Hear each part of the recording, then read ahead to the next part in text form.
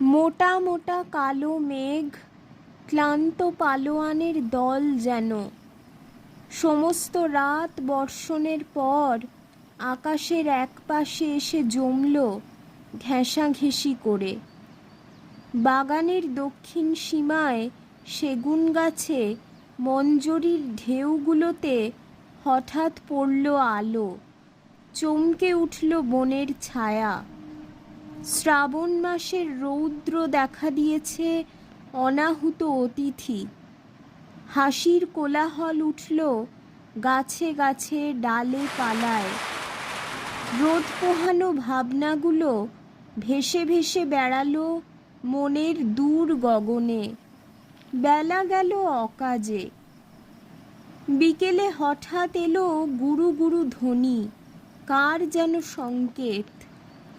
এক মুহূর্তে মেঘের দল বুক ফুলিয়ে হু হু করে ছুটে আসে তাদের কোণ ছেড়ে।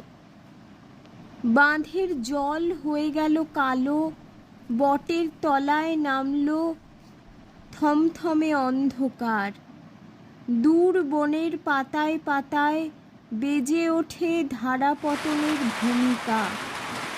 দেখতে দেখতে ঘন বৃষ্টিতে পাণ্ডুর হয়ে আসে সমস্ত আকাশ। মাঠ ভেসে যায় জলে। বুড়ো বুড়ো গাছগুলো আলুথালু মাতামাতি করে ছেলে মানুষের মতো। ধৈর্য থাকে না তালের পাতায়, বাঁশের ডালে। একটু পরেই পালা হলো শেষ।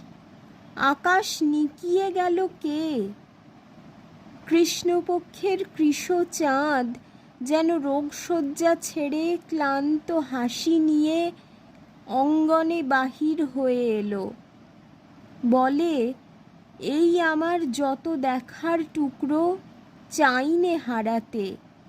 আমার 70 বছরের খেয়ায় কত চলতি মুহূর্ত উঠে বসেছিল, তারা পার হয়ে গেছে অদৃশ্যে। তার মধ্যে দুটি একটি কুঁড়েমির দিনকে পিছনে রেখে যাব, ছন্দে বাঁধা কুঁড়েমির কারুকাজে। তারা জানিয়ে দেবে আশ্চর্য কথাটি, একদিন আমি দেখেছিলেম এই সব কিছু।